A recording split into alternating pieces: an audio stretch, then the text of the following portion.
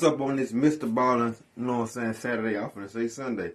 But you know what I'm saying, oh, I ain't do one last week, because, you know, I was already doing, like, a Mr. Ballin video before that, you know what I'm saying, next to each other. But yeah, let's go ahead and get into it. How'd y'all Saturday? Let's go ahead and get into it, man. Subscribe to the second channel, too, man. One day in March of 2012, a 5-year-old girl named Maria sat on the floor of her kitchen in a city in northeast Brazil, eating an empada and watching her aunt cook some stew. An empada is very similar to the empanada in that it is a pie filled with meat, but the empada is the Brazilian version of that pie.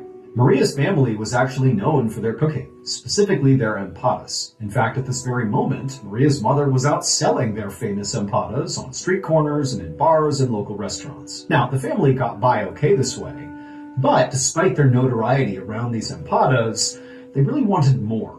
They wanted their family name to be respected, to be powerful. And so to try to make that happen, Maria's family basically worked 24/7, not just on making empadas, but basically in looking for ways to kind of grow and expand the family name. In fact, while Maria was sitting on the kitchen floor, she could hear her father in the other room working. And the reason she knew he was working is because periodically she could hear him yell out with excitement. He was basically sitting there coming up with ideas of how he could make the family name even bigger and better. And when he had a good idea, he would shout out and be like, "Oh, I found it!" And in addition to constantly sort of brainstorming for ideas of how to become rich and powerful, Maria's father also was an author, and he was writing a book that he was convinced was going to be another thing that would kind of ratchet their family up the social hierarchy. But because Maria's mother and father and basically everybody in her family were so completely immersed in work all the time, it meant they didn't really pay much attention to her. And so most of the time, Maria was just kind of on her own, usually playing in the kitchen or playing in the backyard. Just then, the front door opened and in walked Maria's mother, and she was grinning ear to ear, not only because she now had an empty tray, meaning she had sold all her empadas, but also she had brought someone along that she was really excited to introduce to Maria. Maria's mom stepped all the way into the kitchen, and right behind her was this young woman. And Maria's mother pointed at this young woman and then gestured for Maria to come over and say hi. And she told Maria that this young woman wants to become her new nanny. And so you guys can play together all the time while me and your father are out doing our work. Maria stood up and gave a shy smile. Just out the blue? Out the blue, you a new nanny. Did you even do a background check? To the young woman. But she wasn't sold that this woman actually would become her nanny. Because in the past, there had been other women who had come by to be her nanny, and they didn't seem to last very long. And so Maria was not getting her hopes up. Still, Maria wanted to be friendly, so she walked over, and as a gesture of goodwill, she handed this woman her half-eaten empada. And the young woman took the empada and laughed and said, "Thank you." After that, Maria's mother told her to head on out back and go play by herself for a bit, while she and this new nanny hammered out the details of her new job. And she told Maria that as soon as they were done, the new nanny would come outside and join her, and they could play together. And so Maria, who was always very obedient, did as she was told, and she headed out back and entertained herself. And the whole time, as she's just kicking rocks around and pulling grass up and just kind of doing what kids do, she kept looking back at the house, waiting for the nanny to come outside. But she didn't. And after a whole hour had passed by and still this new nanny had not come outside, Maria felt really bored. And so she went inside to go look for her. A month later, Maria was out in her backyard playing by herself like usual when she heard a commotion happening inside of her house. She looked over at the house and couldn't really tell what was going on. And then she heard the sound of her mother and her father and her aunt raising their voices like they were fighting with somebody. And then all of a sudden, these uniformed police officers came charging out the back door towards Maria. One of the officers came right up to her and asked her what her name was. And Maria was so scared, remember she's 5 years old here, that she didn't even know what to say. So she just stood there staring, being totally terrified. She had no idea what was going on. But as these police officers would soon tell her, it would turn out her entire life was one big, horrific lie. Maria's father, George Silveira, was not actually her father, nor was Maria's mother, Isabel Silveira, her actual mother, nor was her aunt, Bruna Silva, actually her aunt. Oh, they kidnapped? In reality, those three people were not related to Maria. They were instead members of a cult called the Cartel Sect. And ain't see that one coming, Mr. Ballin. You got me on that one. You got me on that one. All these three cult members cared about was impressing the members of the cult. When they thought about, making it big, their so-called family name becoming bigger and more powerful, that was all in relationship to the cartel sect. They wanted the members of this cult to look at them as the most powerful and important members of that cult. And the way they tried to do that was by performing the duties of this cult to the best of their abilities, better than anybody else in the cult. And so what did this cartel care about? Well, the literal purpose of the cartel sect was to eliminate women they deemed unclean in order to reduce and purify the world's population. Had become very well versed at doing this. All those nannies that came around to see Maria, well, the reason they kept vanishing is because they was killing them. That's weird. Because shortly after, the mother, the father, and the aunt introduced them to Maria and said, oh, she's going to be your new nanny. They would shoo Maria out into the backyard, and then they would murder the nanny because this person had been deemed unclean. They would cut their throats and stab them to death. But that wasn't all. That wasn't enough cleansing. After they murdered these women, they would then butcher them and stuff the human meat into their famous empadas and sell them to the people in town.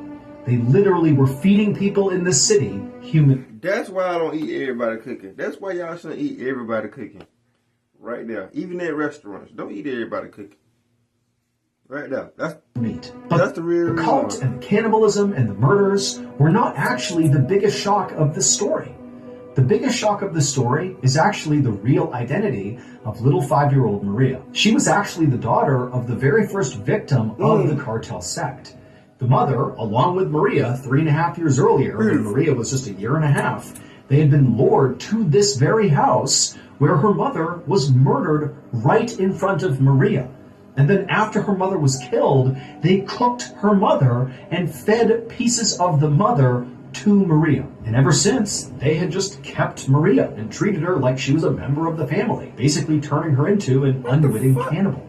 The existence of the cult and their hideous murders were ultimately... Hey, that's just sick. That's cold. We had a story like this before. But not like in this detail, but God damn, it's something similar. We had stories like this from Mr. Ballin, but not none as graphic as the kid eating their own mother. It's crazy. Well, we had one with the female Hannibal Lecter, you know what I'm saying, when she tried to feed, you know what I'm saying, the kids, their dad. That is fucking crazy, bro. They discovered after they used one of the credit cards of their victims sometime in the spring of 2012. That's when all the cops rushed into the backyard and confronted Maria. George, Isabel, and Bruna, Maria's fake family, were convicted of 3 murders, including the murder of Maria's real mother, and they are currently serving what amounts to life sentences in Brazil. Police believe the actual number of women that they murdered is as many as 8. As for Maria, according to recent news articles, she was reunited with distant family. Maria is not her real name. That is a pseudonym to protect her identity. Yeah, man, that's good. Stop waiting for payday. Sick. Yes. That's With Earn In, you can get up to $100. Are you the type of person... Here was the route. And your old daughter came into the kitchen. The daughter had just finished delivering... Make sure I go show love to that, man. ...newspapers along her delivery route in their quiet suburban neighborhood. And so her mother asked her the same nightly question.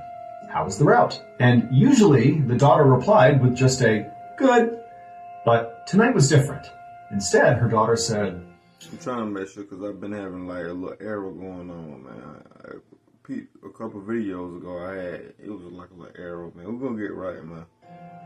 It's okay. I'm still pushing out videos for y'all. Come on. What happened? And the daughter said, well, I saw something strange. She told her mom that she delivered newspapers to this one particular old man. He was very nice, and he always waved to her whenever she went by. And tonight was no different. He had waved to her, but there was just something off about the way he was sitting. The mother asked, what do you mean? And the daughter, she really struggled to articulate what she had seen. 1, it was dark. 2, the man was sitting inside of a screened-in porch that kind of obscured her view, and the awnings were pretty low, making it hard to look in. But she said basically when she had gone past, the man had waved to her like normal, but his legs appeared to be straight up in the air. Like he was sitting on a chair and his legs were like up, vertical, right in front of him. In fact, when he waved, it was like he was waving between his legs at her. And so when the mother heard this, she really didn't know what to make of it. I mean, the story didn't make any sense. She couldn't really understand how this guy was sitting where his legs would be straight up in the air like that. But at the same time, she could tell her daughter was worried, and, she kind of figured that maybe her daughter's imagination had run wild here. And so she told her daughter, like, hey, look, if he waved to you, then I'm sure everything is just fine. Don't worry about it. But the following night, when the girl came back from her route once again, she was even more upset about this guy out on his porch. She told her mom that once again, she looked in the porch, and there he was sitting there with his legs straight up in the air, except this at a point to stop and wave at him. He did not wave back. Now, the girl told her mom that she was worried about him, and so she went right up to the door to go check on him. But pause. His legs up in the air?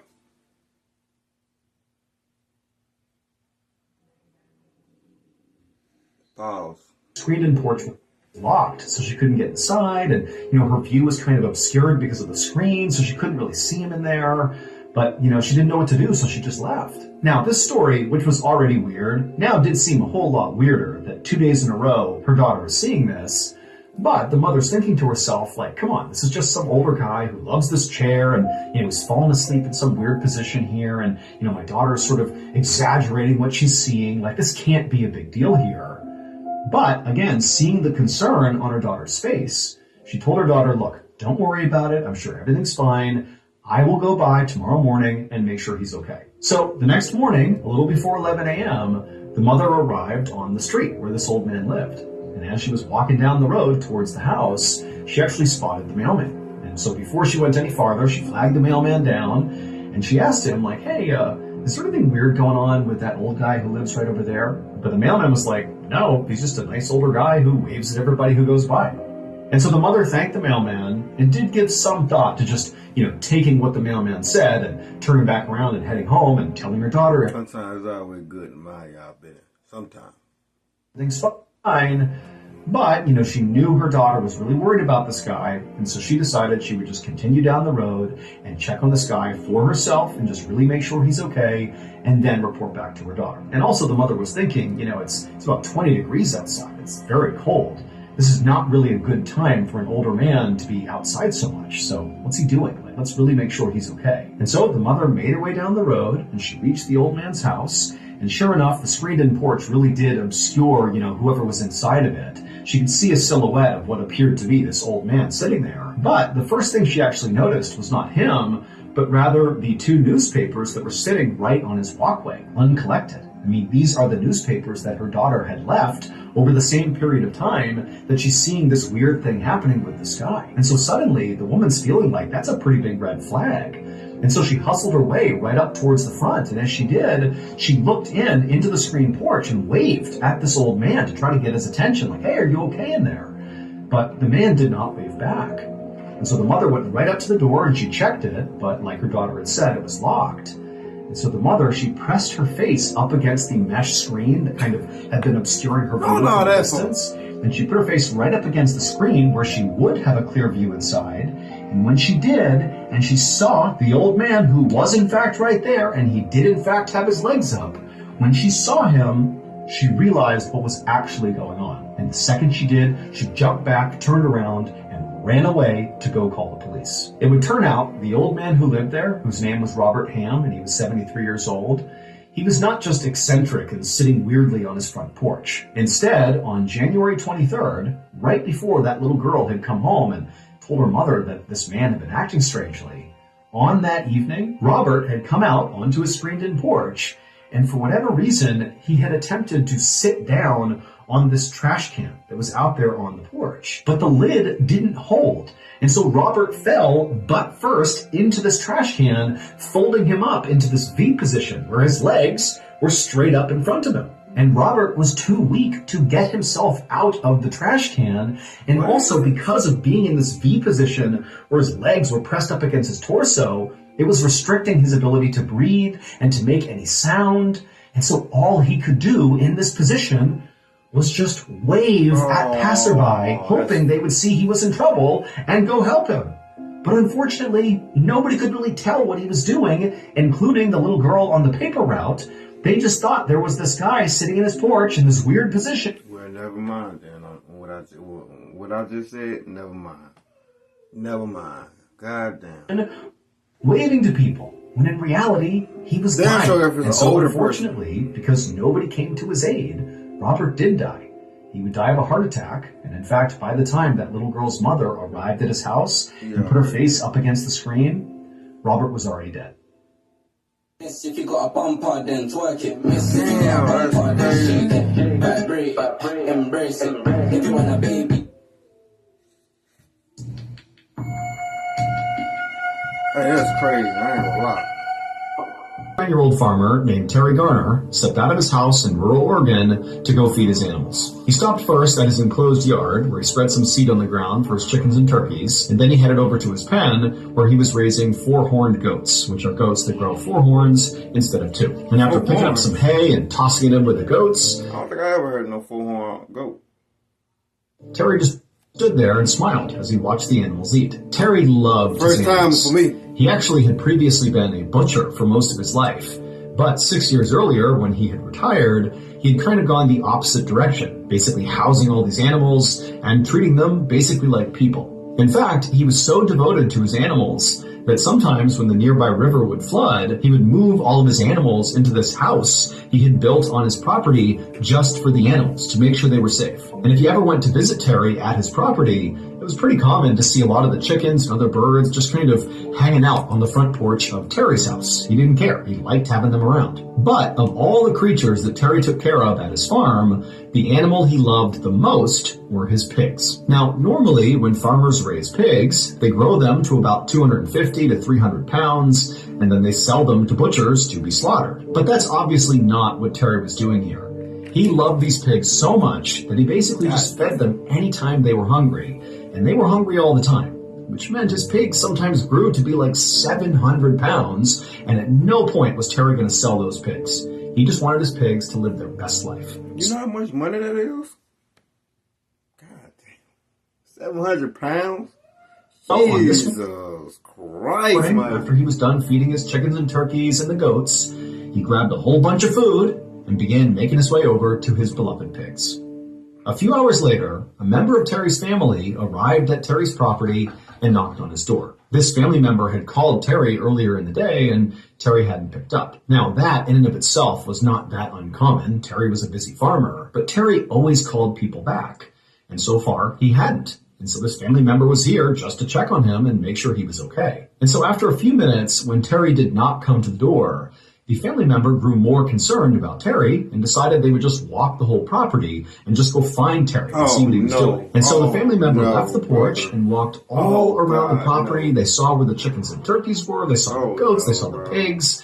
But that was it. All they saw were animals. Terry was nowhere to be found. It was like he was gone. And so the family member was just about to turn around and head back to Terry's house to see if, maybe he really wasn't there, when suddenly something caught their eye in the pig pen. Now, at first, what they were looking at just seemed impossible. Like, how could that be there? That doesn't make any sense. But when the family member walked over and got a closer look, they knew for sure what they were looking at. And as soon as that truth sunk in, they turned, ran to the house, and called the police. It would turn out, earlier that morning, when Terry had walked into the pig pen to feed his beloved enormous pigs, somehow or another, he had wound up on the ground. Now, we don't know if he had a heart attack, or if he had some other medical event, or if he simply just tripped and couldn't get up again, but one way or another, he wound up on the ground, and at some point, his pigs devoured him. And so what that family member saw in the mud that caught the... It's crazy how you can feed an animal, and you the only outcome of you feeding them and them surviving, for them to kill you, no matter if you falling or not. It's crazy how an animal can kill you and you take care of that animal. Like, that's some crazy shit. I'm not gonna lie. Right? Was not Terry, but Terry's false teeth grinning back at him. Those teeth, along with several pieces of his body and his clothes, were all that was left of Terry. One more haunting detail of this case is that officials were not able to actually figure out whether or not Terry was dead before he began being eaten, or if he was just sort of incapacitated and very much alive when his beloved pigs began to eat him.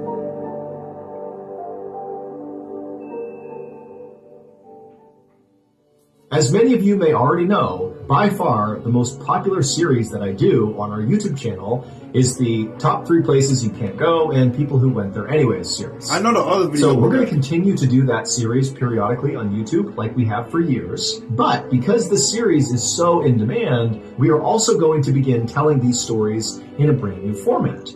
Audio. Right now, you can head over to the Mr. Ballin podcast. I already know that. We got to react to more of his podcasts too. That being said, see when I see y'all. All 3 of these stories were crazy, especially the first one. The first one got me.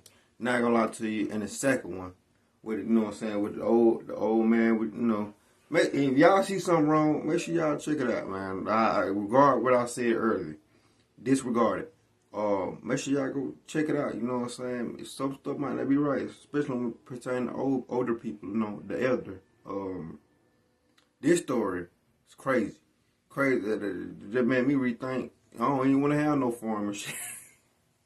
For real, bro. Make sure y'all be safe. Stay safe. You know what I'm saying? Happy Saturday. You know what I'm saying? No Martin Luther King is Monday, I think. I ain't tripping. Might do a video on that day. But see when I see y'all, let's ride.